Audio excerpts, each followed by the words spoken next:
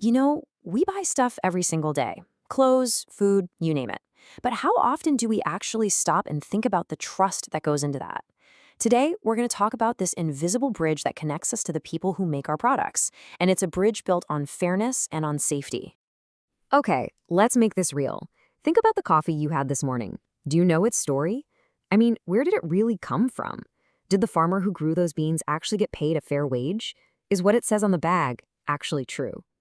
That one little cup tells a huge story about our entire global marketplace. At its core, all of modern commerce is just this massive web of relationships. And for that whole web to work ethically, it absolutely has to be built on trust. So we're going to dive into the two main pillars that hold that foundation up, making sure that connection between the people making stuff and the people buying stuff is strong.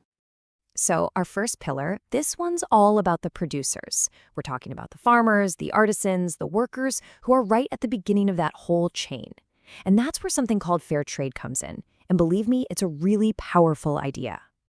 So what is fair trade exactly? Well, think of it as a global system that's designed to bring ethics and, transparency into business. It's super important to get this. This is not about charity. It's not a handout. It's about creating a more balanced, a more just way of doing business, especially for producers in developing countries who are often the most at risk of being exploited. Fair trade really stands on a few core ideas.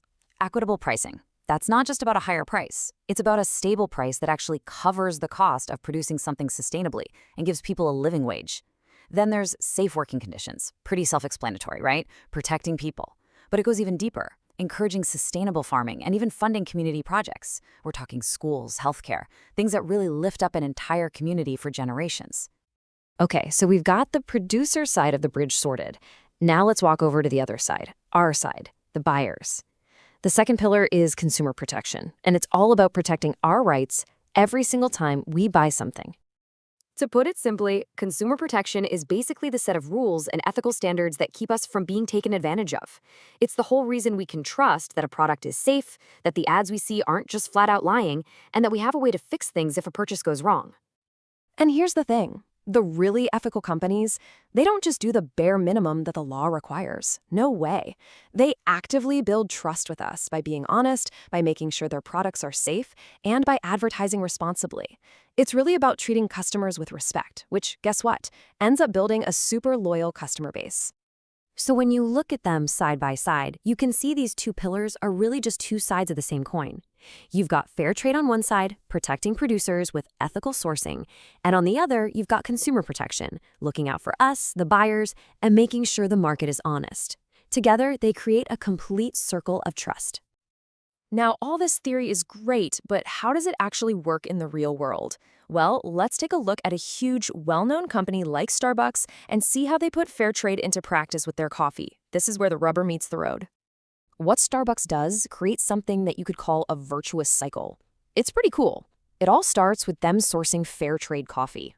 That means farmers get a fair price. Because they have that stability, they can invest back into their own communities, things like education and environmental programs. Now, for us as consumers, knowing this makes us trust the brand more. And what's the result of that trust? We become more loyal to the brand.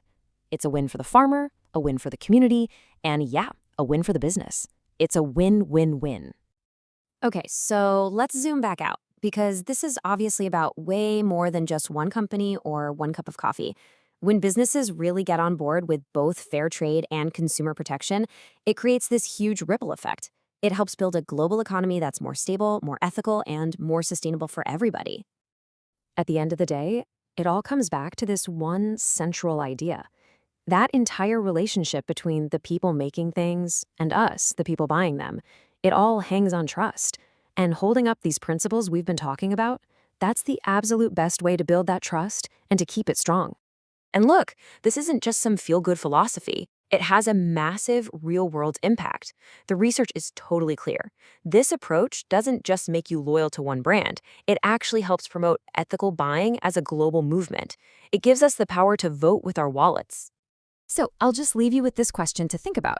The next time you're about to buy something, just take a second, think about the story behind it, because every single choice we make is a signal. It's a small but really powerful vote for the kind of fair and trustworthy world we all want to live in.